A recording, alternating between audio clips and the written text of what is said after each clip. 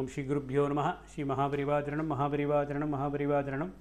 இன்றைக்கி தெய்வத்தின் குரல் பாகம் 5 சங்கர சரிதம் என்ற தலைப்பில் பெரிவா சொல்கிறது மேலே வாசிக்கிறது. பக்கம் 677 ஆரம்பிக்கிறது. சரியான பாவம் இருந்தால் மனுஷ்யகுரு என்றே ஒன்று கிடையாது. பரமாத்மா தான் அந்த ரூபத்தில் வந்திருக்கிறான் என்பது தான் சாஸ்திரம். ஆனால் நடைமுறையில் அதில் சந்தேகம் வரலாம்.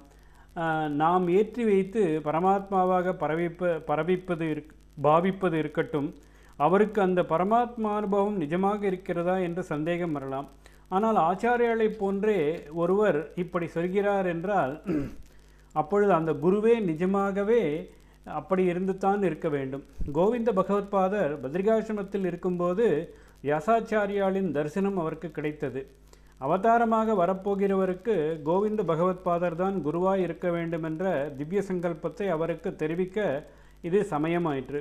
வருங்காலத்துக்கெல்லாம் பிரம்ம வித்தியை போவதற்கு அங்குரார்ப்பணமான பெரிய விஷயத்தை பற்றிய அறிவிப்பு அல்லவா. அதனால் சுகாச்சாரியால் கௌடபாதாச்சாரியால் ஆகியவர்களும் அங்கே கூடியிருந்தார்கள். வியாசர் கோவிந்த பகவத்பாதருக்கு ஈஸ்வர நிர்மிதமாக ஏற்பட்டிருந்த பெரிய காரியத்தை கொடுத்தார். நம்முடைய சூத்திரத்துக்கு சரியாக அர்த்தம் பண்ணி அத்வைத வேதாந்தத்தை லோகத்தில் ஸ்தாபிப்பதற்காக பரமேஸ்வரனே அவதாரம் பண்ண போகிறான். சந்நியாசியாயிருந்து துர்மதங்களை கண்டித்து வைதிக தர்மத்தை நிலைநாட்டப் போகிறான். லோக சம்பிரதாயத்தை ஒட்டி அந்த அவதார புருஷருக்கு ஒருத்தர் ஆசிரமம் கொடுத்து உபதேசம் பண்ண வேண்டும். இந்த பெரிய காரியம் உனக்குத்தான் சங்கல்பிக்கப்பட்டிருக்கிறது. தட்சிணத்தின் கோடியில் கேரள தேசத்தில் அவதாரம் ஏற்படப் போகிறது. அவதாரக்காரர் பால்யத்திலேயே உபதேசம் வேண்டி அங்கிருந்து புறப்பட்டு வருவார். நாமானால் இங்கே வடகோடியில் இமாச்சலத்தில் இருக்கிறோம். இத்தனாந்தூரம் அவர் நடந்து வரும்படி விடக்கூடாது. காரணம், அவதாரம் என்பது ஒன்று, குழந்தை என்பது இன்னொன்று. அதோடு கூட சிஷ்யன் குருவை தேடி போகிற மாதிரியே குருவும் சத்சிஷ்யனை தேடி போக வேண்டும். அதனால் பாதி தூரம் அவர் வருவதாகவும் பாதி தூரம் நீ போவதாகவும் இருக்கட்டும்.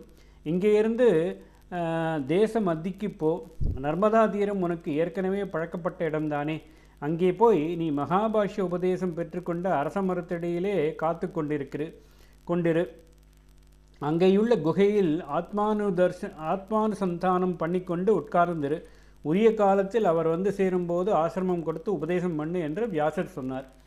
ரவுண்ட் டேபிள் கான்ஃபரன்ஸ் என்று உலகத் தலைவர்களை கூடி ரெசல்யூஷன் பாஸ் பண்ணுகிற மாதிரி தீர்மானம் நிறைவேற்றுவது போல வியாசர், சுகர், கௌடபாதர், கோவிந்த பகவத்பாதர் ஆகிய 4 பெரிய மகான்கள் கூடிய மகாநாட்டில் இப்படி ரெசல்யூஷன் பாஸ் ஆயிற்று. கோவிந்த பகவத்பாதர் நர்மதை நதிக்கரைக்கு போய் சேர்ந்தார். பூர்வாசிரமத்தில் எந்த மரத்துக்கு மேலே சிஷ்யராக இருந்து கொண்டு வியாக்கரண உபதேசம் கேட்டாரோ அதே மரத்தின் அடியில் ஒரு குகையில் தாம் பிரம்ம வித்யோபதேசம் செய்வதற்கான சிஷ்யரை எதிர்பார்த்து உட்கார்ந்து கொண்டு அப்படியே நிஷ்டையில் ஆழ்ந்து விட்டார்.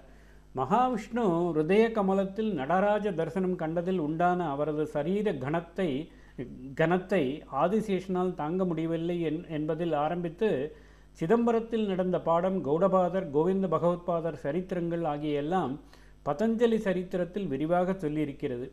அந்த 2 பேரையும் பரம குருவாகவும் பெற்ற ஆச்சாரியாளின் சரித்திரம் கடைசியான அதன் 8ஆம் சர்க்கத்தில் சுருக்கமாக கொடுக்கப்பட்டிருக்கிறது. இவருடைய சரித்திரம்தான் விஸ்தாரமாக சங்கர விஜயம் என்றே உள்ள புஸ்தகங்களில் சொல்லியிருக்கிறது என்பதால் பூர்வாச்சாரியார்கள் சரித்திரத்தை மட்டும் விரித்தும் இதை சுருக்கியும், அதாவது ராமபத்ர தீட்சிதர் எழுதியிருப்பதாக தோன்றுகிறது. ராமபத்ர தீட்சிதரே வையாக்கரணியாக, அதாவது வியாக்கரணத்தில் தேர்ச்சி பெற்றவராக இருந்ததால் மகாபாஷ்யம் செய்யப்பட்டு பிரச்சாரமானதை ஒரு காவியமாக எழுத வேண்டும் என்பதுதான் அவரது நோக்கமாயிருந்தது. மகாபாஷ்ய கர்த்தாவின் பெயரிலேயே புஸ்தகமே பதஞ்சலி சரிதம் எனப்படுகிறது. எனவே அதில் சங்கர விஜயத்தை விஸ்தாரமாக சேர்க்க இடமில்லை. ஆனாலும் புண்ணிய சரித்திரத்தை சொல்லாமல் விடப்படாது என்று சுருக்கமாக இருந்தாலும் தம்முடைய ஆச்சாரிய பக்தியை கொட்டி எழுதிவிட்டார். காலடியில் ஆற்றில் பாலசங்கரின் காலை முதலை பிடித்ததில் இந்த கதையை ஆரம்பித்திருக்கிறது. அத்ராந்தரே சரிதி நக்ர கிரகீத பாதக என்று ஆரம்பம். சரிதி ஆற்றில், நக்ர முதலையால், கிரகீத பாதக பிடிக்கப்பட்ட பாதம். அப்புறம் ஆச்சாரியால் குருவை தேடிப்போய் உபதேசம் பெற்றது, காசிக்கு போனது, பாஷ்யம் பண்ணினது, திக்விஜயம் பண்ணினது முதலியவற்றை சொல்லி சம்சேஷமாக சுருக்கமாக ஒரு கடைசி ஸ்லோகத்துடன் முடித்திருக்கிறது. கோவிந்த தேசிகம் உபாசிய சிராய பக்தியா தஸ்மின் சிதே நிஜ மகிம்னி விதேக மக்தியா அத்வைத பாஷ்யம் உபகல்பிய திசோ விஜித்ய காஞ்சிபுரே ஸ்திதிம் அவாப ச சங்கரார்யா. சங்கராச்சாரியா என்பதை சங்கரார்யா என்று சொல்லி முடித்திருக்கிறது. மீட்டரை உத்தேசித்து இப்படி ஆச்சாரியா என்பதை ஆரிய என்று சொல்லியிருப்பதும் நல்ல அர்த்தம் கொடுக்கிறது. ஆரியர் என்றால் உயர்ந்தவர், உத்தமமானவர். அதுதான் ஐயர் என்றானது. சங்கரர் என்ற உயர்ந்த புருஷர் சங்கராரியர். அவர் கோவிந்த குருவை வெகு காலம் பக்தியுடன் உபாசித்து வந்தார். அதாவது குரு சுற்றுஷை செய்து வந்தார். கோவிந்த தேசகம் உபாசிய சிராய பக்தியா. ஆச்சாரியால் பல வருஷங்கள் கோவிந்த பகவத்பாதருடன் இருந்ததாக சொல்வதற்கில்லை. 8 வயசில் சந்நியாசியான அவர் 16 வயசுக்குள் காசிக்கு போய் தம்முடைய பாஷ்யங்கள் எல்லாவற்றையும் எழுதிவிட்டார். ஆகையால் நர்மதைக்கரையில் அவர் குருவுடன் அதிக வருஷங்கள் இருந்திருக்க முடியாது. ஆனாலும் அவர் செய்த இடைவிடாத சுத்ரூஷியே பல வருஷம் பணிவிடை செய்வதற்கு சமமாக இருந்ததால் சிராய என்று போட்டிருக்கிறது. ஓம் ஸ்ரீ குருப்யோ நமः. ஸ்ரீ மகாபரிவாஜனம் மகாபரிவாஜனம் மகாபரிவாஜனம்.